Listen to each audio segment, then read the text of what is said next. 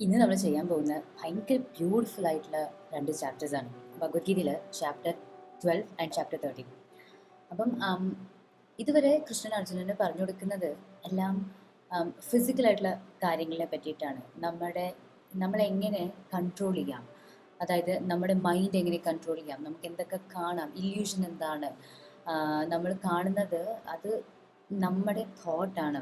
ഇനി കൃഷ്ണൻ പറഞ്ഞു കൊടുക്കുന്നത് ഒരു ഭയങ്കര ഡെലിക്കേറ്റ് ആയിട്ടുള്ളൊരു കാര്യമാണ്. അതായത് ലവ്, റിലേഷൻഷിപ്സ്, അറ്റാച്ച്മെൻറ്റ്, ഇതിനെ പറ്റി ഒരു ഡീപ്പായിട്ടുള്ളൊരു കോൺവെർസേഷനാണ് കൃഷ്ണൻ ചെയ്യുന്നത്. അപ്പം എപ്പോഴെങ്കിലും നമ്മൾ ഇങ്ങനെ ഇരിക്കുമ്പം നമുക്ക് പെട്ടെന്ന് ഒരാളുടെ മെസ്സേജിന് വേണ്ടി നമ്മൾ എക്സ്പെക്റ്റ് ചെയ്യുകയാണ്, ഇല്ലെങ്കിൽ ഒരാളെ നമ്മൾ വിശ്വസിച്ച് അവർ തിരിച്ചു വിളിച്ചില്ല, അല്ലെങ്കിൽ ഒരാൾ ചെയ്യുന്ന ഒരു ബിഹേവിയർ കാരണം നമ്മുടെ മൂഡ് എഫക്റ്റ് ആവുന്ന പോലെ നമുക്ക് തോന്നിയിട്ടുണ്ടോ? എനിക്ക് ഒരുപാട് പ്രാവശ്യം തോന്നിയിട്ടുണ്ട്. ഐ മീൻ, നമുക്കറിയില്ല, നമ്മുടെ മൈൻഡ് തന്നെത്താൻ ഒരു തീരുമാനം എടുക്കുകയാണ് ചെയ്യുന്നത്. അപ്പം മറ്റൊരാൾ എന്താ ചെയ്യുന്നതെന്ന് പോലും നമുക്കറിയില്ല. നമ്മൾ അസ്യൂം ചെയ്യും, ഒരുപാട് കാര്യങ്ങൾ നമ്മൾ അസ്യൂം ചെയ്യും. ഓ, അവൾ എന്നെ വിളിച്ചില്ലല്ലോ, അല്ലെങ്കിൽ അവൻ എന്നെ വിളിച്ചില്ലല്ലോ, ബിസി ആയിരിക്കും, ഇല്ലെങ്കിൽ എന്താ എനിക്ക് വേണ്ടി സമയമില്ലാത്ത, എന്നെന്താ വിളിക്കാൻ, ഞാൻ ചോദിച്ച ചോദ്യത്തിന് എന്താ ഒരു ആൻസർ തരാത്തെ എന്നൊക്കെ ഉള്ള കുറേ കാര്യങ്ങൾ നമ്മൾ തന്നെ ഇങ്ങനെ ആലോചിച്ച് ഒരുപാട് സ്ട്രെസ് എടുക്കും. അപ്പം അത് മാത്രമല്ല, ഇപ്പം നമുക്ക് ഇഷ്ടമുള്ള ഒരാൾ ആയിട്ട് നമ്മൾ തല്ലുകൂടി കഴിഞ്ഞ് കഴിഞ്ഞാൽ നമ്മൾ ആ ഒരു ഫുൾ ഡേ ഭയങ്കര ഡിഫിക്കൽട്ടായിരിക്കും. അത് നമ്മൾ എന്ത് ചെയ്താലും അത് ആ ഒരു ദേഷ്യം അല്ലെങ്കിൽ വിഷമമൊക്കെ റിഫ്ലക്റ്റ് ആവും കേട്ടോ. അപ്പം ഇതിന് ഒരു കണക്ഷൻ ഉണ്ട്. ഇതിന് നമ്മൾ ഇമോഷണലി അഫക്റ്റഡ് എന്നാണ് പറയുന്നത്. ഇപ്പം മറ്റൊരാൾ ചെയ്യുന്ന ഒരു കാര്യത്തിന് നമ്മൾ അറിയാണ്ട് തന്നെ അഫക്റ്റ് ആയി പോവുകയാണ്. കൃഷ്ണൻ പറയുവാണ് ഇതിനെ ട്രൂ ലവ് എന്താണെന്നും, എന്തുകൊണ്ടാണ് നമ്മളൊരു കാര്യത്തിന് അറ്റാച്ച്മെൻറ്റ് വെച്ച് കഴിഞ്ഞാൽ, അല്ലെങ്കിൽ ഒരു കാര്യത്തിന് നമ്മൾ ഇമോഷണലി അറ്റാച്ച് ആയി കഴിഞ്ഞ് കഴിഞ്ഞാൽ നമ്മൾ തന്നെ എങ്ങനെയാണ് സഫർ ചെയ്യുന്നത്, അത് ആ ഒരു റീസൺ എന്തുകൊണ്ടാണ് വരുന്നതെന്ന്. അപ്പം അതാണ് ചാപ്റ്റർ 12. എല്ലാവർക്കും നമസ്കാരം. ഞാൻ വിദ്യ. ഞാൻ ബൈ പ്രൊഫഷണൽ സൊല്യൂഷൻസ് ആർക്കിടെക്റ്റ് ആണ്. പക്ഷേ ഹിന്ദു ഫിലോസഫിയിൽ ഒരുപാട് ഇന്നായിട്ടുള്ള കാര്യങ്ങൾ, നല്ല നമുക്ക് ഡെയിലി ലൈഫിൽ യൂസ് ചെയ്യാൻ പറ്റുന്ന കാര്യങ്ങൾ ഞാൻ പഠിച്ച് മനസ്സിലാക്കി ഇവിടെ വന്ന് ഷെയർ ചെയ്യുകയാണ് ചെയ്യുന്നത്. നമ്മൾ ഭക്തി ഇല്ലെങ്കിൽ റിലീജിയൻ ഇല്ലെങ്കിൽ ഡിവോഷൻ എന്നൊക്കെ പറയുമ്പം നമുക്ക് കുറേ വേർഡ്സ് നമുക്കിങ്ങനെ ക്ലിക്കാവും. അപ്പം ഭക്തി എന്ന് പറയുമ്പം നമ്മൾ അമ്പലത്തിൽ പോവുക, പ്രാർത്ഥിക്കുക, ഇന്ന സമയത്ത് നാമം ചൊല്ലുക, ഇല്ലെങ്കിൽ ഇന്ന കാര്യങ്ങൾ ചെയ്യുക, ഇന്ന റിച്വൽസ് ചെയ്യുക, പൂജ ചെയ്യുക, അങ്ങനെയൊക്കെയാണ് നമ്മുടെ ഒരു അണ്ടർസ്റ്റാൻഡിങ് അല്ലേ. പക്ഷേ ശ്രീകൃഷ്ണൻ കംപ്ലീറ്റ്ലി ഓപ്പോസിറ്റാണ് പറയുന്നത്. ഒരാൾക്ക് ഡീപ്പായിട്ടുള്ള ഡിവോഷൻ, അതായത് ഒരാൾക്ക് ഭയങ്കര ഡീപ്പായിട്ടുള്ള ഭക്തി ഉണ്ടെന്ന് അറിയാൻ ഏറ്റവും വലിയ റീസൺ അയാൾ എത്ര പ്രാർത്ഥിക്കുന്നുണ്ടോ ഇല്ലെങ്കിൽ എത്ര അമ്പലത്തിൽ പോകുന്നുണ്ടോ എന്നല്ല, അയാൾ എത്രത്തോളം ഇമോഷണലി സ്റ്റേബിളാണ്. എക്സ്റ്റേണൽ വേറൊരാൾ കാരണം അയാളുടെ മൂഡ് എങ്ങനെ അഫക്റ്റ് ആവാണ്ടിരിക്കുന്നു എന്നാണ്. അയാൾക്ക് എത്രത്തോളം ഈഗോ ഇല്ല എന്നാണ്. പിന്നെ മറ്റുള്ളവരെ എങ്ങനെ ആ ഒരു സ്നേഹത്തോട് ട്രീറ്റ് ചെയ്യുന്നു എന്നാണ്. അപ്പം ഈ ഒരു സെറ്റ് ഓഫ് ക്യാരക്ടറിസ്റ്റിക്സ് ഉള്ള ആൾക്കാണ് ഏറ്റവും കൂടുതൽ ഭക്തി, ഏറ്റവും കൂടുതൽ ഡിവോഷൻ ഉണ്ടെന്നാണ് കൃഷ്ണൻ പറയുന്നത്. ആണോ, നമ്മൾ ഇതുവരെ മനസ്സിലാക്കിയതല്ല ഭക്തി. നമ്മൾ വിചാരിച്ചു ഇപ്പം രാവിലെ എണീറ്റ് രാവിലെ വേഗം കുളിച്ച് വിളക്കൊളുത്തി നാമം ചൊല്ലി പ്രാർത്ഥിച്ച് പിന്നെ ചില ദിവസങ്ങൾ അമ്പലത്തിൽ പോവുക, അതൊന്നുമല്ല ഭക്തി. നമ്മളെ തന്നെ എങ്ങനെ ബാലൻസ് ചെയ്യുന്നു, നമ്മളെ തന്നെ എങ്ങനെ പ്രസൻറ്റ് ചെയ്യുന്നു, അതാണ് ശരിക്കുള്ളൊരു ഭക്തി. ശരിക്കും ഭക്തി എന്ന് പറഞ്ഞു കഴിഞ്ഞാൽ ഒരു ഇമോഷണൽ ഡിപ്പെൻഡൻസി അല്ല. ഇപ്പം നമുക്ക് വിഷമം വരുമ്പോൾ നമ്മൾ പോയി പ്രാർത്ഥിക്കുന്നു, അല്ലെങ്കിൽ പേടി വരുമ്പോൾ പ്രാർത്ഥിക്കുന്നു എന്നല്ല. ശരിക്കും ഭക്തി ഒരു ഇമോഷണൽ മെച്യൂരിറ്റി എന്ന് പറയാം. അപ്പം നമുക്ക് ആ ഒരു സിറ്റുവേഷൻ്റെ ഒരു അറിവ്, അതാണ് ഇമോഷണൽ മെച്യൂരിറ്റി. ഇന്നത്തെ കാലത്ത് നമുക്ക് ഒരുപാട് മിസ്അണ്ടർസ്റ്റാൻഡിങ്സ് ഉണ്ട് കേട്ടോ. ഇപ്പം നമ്മൾ സ്നേഹിക്കുക എന്ന് പറയുമ്പം നമ്മളിപ്പോഴും ഒരു റിട്ടേൺ ഓൺ ഇൻവെസ്റ്റ്മെൻ്റ് ആണ് പ്രതീക്ഷിക്കുന്നത്. നമ്മൾ സ്നേഹിച്ചു കഴിഞ്ഞാൽ തിരിച്ച് നമ്മൾ അത്രത്തോളം സ്നേഹിക്കണം, ഇല്ലെങ്കിൽ നമ്മൾ എക്സ്പെക്റ്റേഷൻസ് കൂടും. എന്നെ എന്തുകൊണ്ട് വിളിച്ചില്ല, എന്തുകൊണ്ട് എന്നെ മീറ്റ് ചെയ്യാൻ വന്നില്ല, ഇല്ലെങ്കിൽ എനിക്ക് മെസ്സേജ് അയച്ചില്ല എന്നൊക്കെ ഉള്ളൊരു തിരിച്ച് നമുക്ക് എന്തുകൊണ്ട് തന്നില്ല എന്നുള്ളൊരു ഫീലിംഗ് ആണ്. ഒരു സിറ്റുവേഷൻ എത്തുമ്പം നമുക്ക് അവരില്ലാണ്ട് ജീവിക്കാൻ പറ്റില്ല എന്ന് പോലും ആവും. അതാണ് ഇമോഷണൽ ഡിപ്പെൻഡൻസി. അത് ഭക്തിയല്ല, അത് നമ്മളായി ഉണ്ടാക്കിയ ഒരു ഇഷ്യൂ ആണ്. ശരിക്കും നമുക്ക് ജീവിക്കാൻ വേണ്ടി ഒരാളുടെ ആവശ്യം വരുന്നത് എന്ന് പറയുമ്പം അത് ഭയങ്കര ഒരു എന്താ പറയുക, പേടിപ്പിക്കുന്ന ഒരു അവസ്ഥയല്ലേ. ഇപ്പം അയാളില്ല, അയാൾ അങ്ങോട്ട് പോയി മാറിപ്പോയി എന്നൊക്കെ വരുമ്പോൾ നമുക്ക് ജീവിക്കാൻ പറ്റില്ല. ജീവിക്കാണ്ടിരിക്കാൻ പറ്റുമോ? അത് ഭയങ്കര ഒരു ഡിഫിക്കൽട്ട് സിറ്റുവേഷൻ ആണ് അല്ലേ. ശരിക്കും നമ്മളൊരാളെ ഡിപ്പെൻഡ് ചെയ്യുവാണെങ്കിൽ അത് ശരിക്കും നമ്മുടെ ഹാപ്പിനെസ്സിന് വേണ്ടി ഇപ്പം നമ്മൾ ഒരാളെ ഡിപ്പെൻഡ് ചെയ്യുവാണെങ്കിൽ അത് ശരിക്കും ലവ് ആണോ, അല്ലെങ്കിൽ ഒരു ശരിക്കുള്ള ഒരു എന്താ പറയുക ട്രൂ റിലേഷൻഷിപ്പ് ആണോ? ബിക്കോസ് യാഥാർത്ഥ്യമായുള്ളൊരു സ്നേഹം ഉണ്ടെങ്കിൽ നമ്മൾ പിടിച്ചു നിർത്താൻ നോക്കില്ല. ബിക്കോസ് നമുക്ക് അവരെ സ്നേഹിക്കുമ്പോൾ കിട്ടുന്ന ആ ഒരു ഹാപ്പിനെസ് മതി നമുക്ക് ജീവിക്കാൻ. അപ്പം തിരിച്ച് നമുക്ക് ആ ഒരു സ്നേഹം കിട്ടിയാൽ മാത്രമേ നമുക്ക് ജീവിക്കാൻ പറ്റും എന്നുള്ളൊരു കണ്ടീഷൻ വരാൻ പാടില്ല. അപ്പോൾ ഈ ചാപ്റ്റർ 12 കൃഷ്ണൻ പറയുന്ന ഒരു 4 കാര്യങ്ങളുണ്ട്. നമുക്ക് എങ്ങനെ ഇതെന്ന് നമ്മളെ തന്നെ റിലീസ് ചെയ്യാൻ പറ്റും ഈ സഫറിങ്സിൽ നിന്ന്. ഏറ്റവും ആദ്യത്തെ കാര്യമാണ് ലവ് വിതൗട്ട് പൊസഷൻ. അതായത് നമ്മളൊരാളെ സ്നേഹിക്കുക അല്ലെങ്കിൽ നമ്മളൊരു കാര്യത്തിനെ സ്നേഹിക്കുകയാണെങ്കിൽ അത് നമ്മുടെ ആണ് എന്നുള്ള ആ ഒരു ഫീലിംഗ് മാറ്റിയിട്ട് വേണം നമ്മൾ ചെയ്യാൻ. ബിക്കോസ് അത് നമുക്ക് കിട്ടിയില്ലെങ്കിലും നമുക്ക് ജീവിക്കാൻ പറ്റണം, അങ്ങോട്ട് മുമ്പോട്ട് പോകാൻ പറ്റണം അല്ലേ. രണ്ടാമത്തെ കാര്യമാണ് നമ്മുടെ ഈഗോ ആയിരിക്കരുത് നമ്മുടെ centre of everything. Because ego വരുന്ന സമയത്ത് നമുക്ക് എപ്പോഴും ഒരു കമ്പാരിസൺ ആയിരിക്കും. എന്തുകൊണ്ട് അവരുടെ life is better than mine. ഇല്ലെങ്കിൽ നമുക്ക് എപ്പോഴും ഒരു പേടിയായിരിക്കും, നമ്മൾ ഫെയിൽ ആയി കഴിഞ്ഞാൽ എന്ത് നടക്കും. ഇല്ലെങ്കിൽ നമുക്ക് എപ്പോഴും ഒരു കോൺസ്റ്റൻറ്റ് ടെൻഷനും സ്ട്രെസ്സും ഫിയറും ആയിരിക്കും.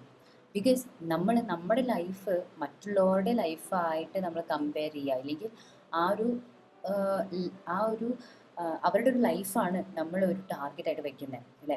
അപ്പോൾ നമുക്ക് എപ്പോഴും ഒരു ഈഗോ ആയിരിക്കും, അവരോട് തന്നെ നമുക്കൊരു ഈർഷ്യയും ദേഷ്യവും ഒക്കെ ആയിരിക്കും. കൃഷ്ണൻ പറയുന്നത് നമ്മുടെ ഇമ്പോർട്ടൻസ് അല്ലെങ്കിൽ നമ്മുടെ self worth should not be dependent on external factors. അല്ലെങ്കിൽ പുറത്തുനിന്ന് വന്ന വാലിഡേഷൻ വെച്ചിട്ടായിരിക്കരുത് നമ്മുടെ ഓരോ ദിവസം നമ്മൾ ജീവിക്കുന്നത്. മൂന്നാമത്തെ കാര്യമാണ് നമ്മുടെ ഇമോഷൻസിനെ കൺട്രോൾ ചെയ്യുന്നത്. അത് നമ്മൾ പഠിക്കണം. സത്യം പറഞ്ഞാൽ ഈ ചാപ്റ്റർ 2 ശരിക്കും ഇമോഷണൽ ഇൻ്റലിജൻസിൻ്റെ കോർ കോൺസെപ്റ്റ്സ് പറഞ്ഞു തരുന്ന ചാപ്റ്റർ ആട്ടോ. അപ്പം കൃഷ്ണൻ ഈ ചാപ്റ്ററിൽ കുറച്ച് ആൾക്കാരെ പറ്റി നല്ല കാര്യങ്ങൾ പറയുന്നുണ്ട്. ആരൊക്കെ അവർ നെഗറ്റീവ് തോട്ട്സ് സ്പ്രെഡ് ചെയ്യാത്ത ആൾക്കാർ, അതായത് നമ്മളിങ്ങനെ പരദൂഷണം പറയാത്ത ആൾക്കാർ. രണ്ടാമത്തെ ആൾക്കാരാണ് ഒരു സക്സസ് വന്നാലും ഫെയിലിയർ വന്നാലും സെയിം ടൈപ്പ് ഓഫ് ഇമോഷൻസ് കാണിക്കുന്ന ആൾക്കാർ. മൂന്നാമത്തെ ആൾക്കാരാണ് ഒരു ദേഷ്യം ഒരു ജലസയോ വന്നാൽ പോലും അവരുടെ ഫുൾ ഡേ അല്ലെങ്കിൽ ഫുൾ മൂഡ് അതിനെപ്പറ്റി മാത്രം ചിന്തിക്കാണ്ടിരിക്കുന്ന ആൾക്കാർ. പിന്നെ നാലാമത്തെ ആൾക്കാരാണ് പെട്ടെന്ന് റിയാക്ട് ചെയ്യാത്ത ആൾക്കാർ. അതായത് ഒരു സിറ്റുവേഷൻ വരുമ്പോൾ നമ്മൾ പെട്ടെന്ന് റിയാക്ട് ചെയ്ത് പോവില്ലേ, നമ്മളൊക്കെ ദേഷ്യം വരും, ചീത്ത പറയും. അങ്ങനത്തെ ആൾക്കാരെ കൃഷ്ണന് ഒട്ടും ഇഷ്ടമല്ല. നമ്മളിതിനെയൊക്കെ സെൽഫ് അവെയർനെസ് എന്നും മെച്യൂരിറ്റി എന്നും ഇമോഷണൽ റെഗുലേഷൻ എന്നൊക്കെ പറയും. അപ്പം ശരിക്കും ഭഗവത്ഗീത നമ്മളെ സ്പിരിച്വലി ഗ്രോ ചെയ്യാനാണ് പഠിപ്പിക്കുന്നത്, ഇമോഷണലി ഗ്രോ ചെയ്യാനാണ് പഠിപ്പിക്കുന്നത്. ഭഗവത്ഗീത റിലീജിയസ് ബുക്കിനേക്കാളും കൂടുതൽ ഒരു സ്പിരിച്വൽ ബുക്കാണ് കേട്ടോ.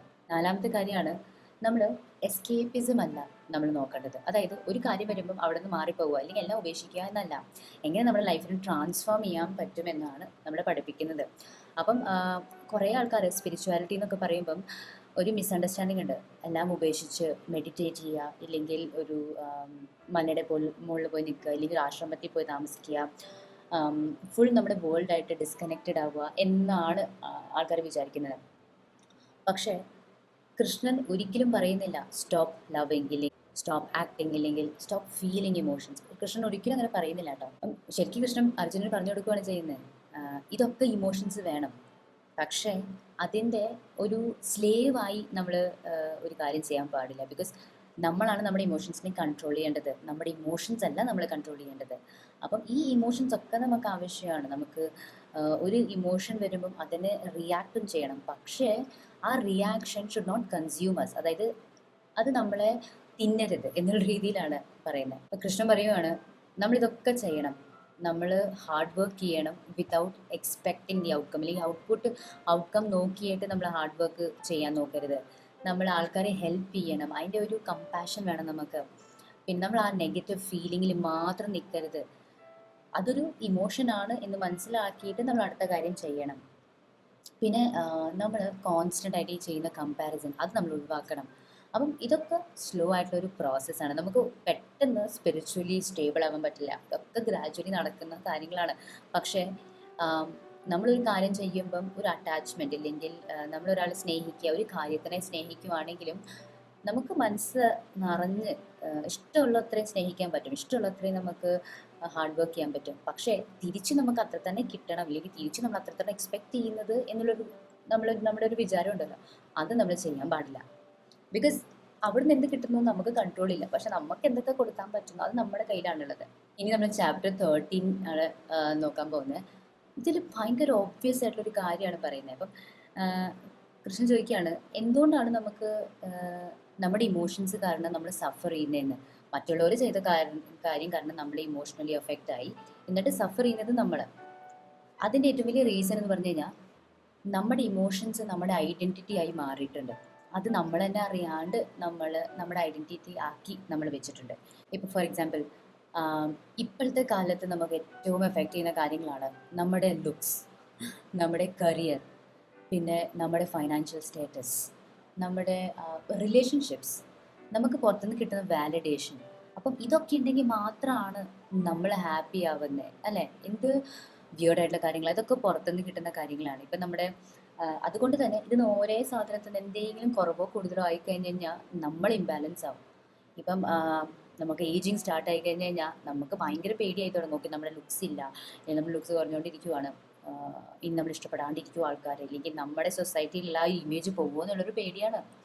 നമ്മുടെ കരിയർ, ഇപ്പം ഒരാളുടെ ജോലി പോവുകയാണെങ്കിൽ പെട്ടെന്ന് അയാൾ ആ സൊസൈറ്റിക്ക് തന്നെ എന്താ പറയുക, ആ സൊസൈറ്റിയിൽ നിൽക്കാൻ പറ്റാത്ത സിറ്റുവേഷൻ ആവുകയാണ് ചെയ്യുന്നത്. ബിക്കോസ് നമുക്ക് എവിടെയോ ആ സൊസൈറ്റിയിലെ പ്രഷർ നമ്മൾ ക്രിയേറ്റ് ചെയ്തു. നമ്മുടെ സൊസൈറ്റിയാണ് തീരുമാനിക്കുന്നത് നമ്മുടെ ഹാപ്പിനെസ് എന്താണെന്ന്, അല്ലേ? പിന്നെ നമ്മുടെ റിലേഷൻഷിപ്പ്, അതും ഇപ്പം ഒരാളുടെ ബ്രേക്കപ്പ് നടക്കുവാണെങ്കിൽ ആൾ പെട്ടെന്ന് ഭയങ്കരമായിട്ട് ഡിപ്രഷനിൽ പോവുകയാണ്, ഇല്ലെങ്കിൽ ബാക്കി ആൾക്കാരോട് സംസാരിക്കുന്നില്ല, ഫാമിലിയായിട്ട് തല്ലൂട്ടാണ്, ഒരുപാട് പ്രശ്നങ്ങൾ വരികയാണ്. പക്ഷേ അതൊരു വേറൊരാൾ കാരണമായിരുന്നു പ്രശ്നം വന്നേ, അയാൾ ചിലപ്പോൾ അറിയുന്ന പോലും ഉണ്ടാവില്ല, അല്ലേ? അങ്ങനെ തന്നെ നമ്മുടെ ഇപ്പം സോഷ്യൽ മീഡിയയിലൊക്കെ ഉള്ള ഇൻഫ്ലുവൻസേഴ്സ്, അവരുടെ ഫോളോവേഴ്സ് കുറയുവാണ്, അല്ലെങ്കിൽ സബ്സ്ക്രൈബേഴ്സ് കുറയുവാണെങ്കിലും നമുക്ക് ഭയങ്കരമായിട്ട് ഒരു എന്താ പറയുക, ടെൻഷനാണ്, സ്ട്രെസ്സാണ്. ഇപ്പം നമ്മുടെ ആ ഒരു ഇമ്പോർട്ടൻസ്, നമ്മുടെ ആ ഒരു വാലിഡേഷൻ കുറയുമോ എന്നുള്ള ഒരു പേടി. പക്ഷേ അതൊക്കെ നമ്മൾ നോക്കുമ്പോൾ ഇതൊക്കെ ഭയങ്കര ടെമ്പററി ആയിട്ടുള്ളൊരു കാര്യമാണ്, അല്ലേ?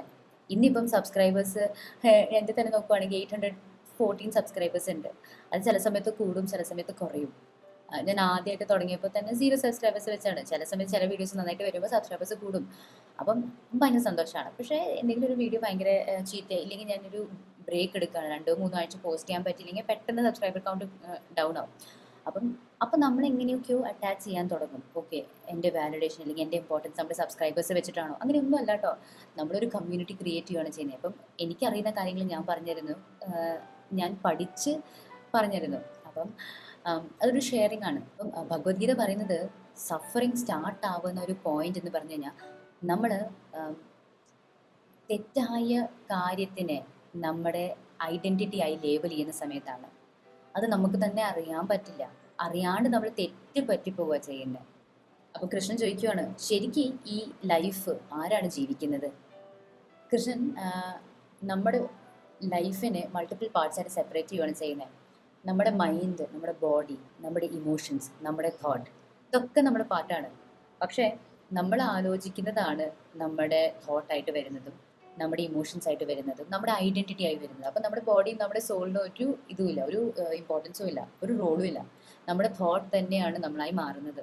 ഈ ചാപ്റ്ററിൽ ശ്രീകൃഷ്ണൻ നമ്മുടെ ഇമോഷൻസിനെ റിജക്റ്റ് ചെയ്യണം എന്നല്ല പറയുന്നത്, പക്ഷേ നമ്മുടെ ആ ഇമോഷൻസിൻ്റെ അവെയർനെസ് കൂട്ടാനാണ് ശ്രമിക്കുന്നത്. ഇപ്പം നമ്മൾ ദേഷ്യപ്പെട്ടു എന്നുള്ളൊരു കാര്യം നമ്മൾ മനസ്സിലാക്കുക, അല്ലെങ്കിൽ നമ്മളിപ്പോൾ ഒരു കാര്യം കണ്ട് ജലസായി എന്നുള്ളൊരു കാര്യം മനസ്സിലാക്കിയിട്ട് അതെന്തുകൊണ്ട് സംഭവിച്ചു എന്നാണ് നമ്മൾ മനസ്സിലാക്കേണ്ടത്.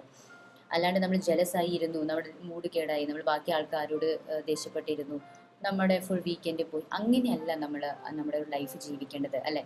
അപ്പോൾ ശരിക്കും കൃഷ്ണൻ ഈ ചാപ്റ്റേഴ്സിൽ നമ്മളെ പറഞ്ഞ് മനസ്സിലാക്കാൻ ശ്രമിക്കുന്നത് നമ്മുടെ ഭക്തി എന്താണ് എന്നും, ശരിക്കും നമ്മുടെ ഡിവോഷൻ എന്താണെന്നും, നമ്മൾ ഒരാളെ സ്നേഹിക്കുമ്പം എന്ത് രീതിയിലും പീസ്ഫുള്ളി നമുക്ക് സ്നേഹിക്കാൻ പറ്റുമെന്നും, നമ്മുടെ ലൈഫ് ജീവിക്കുന്നത് നമ്മുടെ രീതിയിലായിരിക്കണമെന്നും, നമ്മുടെ എക്സ്റ്റേണൽ ഫാക്ടേഴ്സ് കാരണം നമ്മുടെ ലൈഫ് അഫക്റ്റ് ആവാൻ പാടില്ല എന്നും.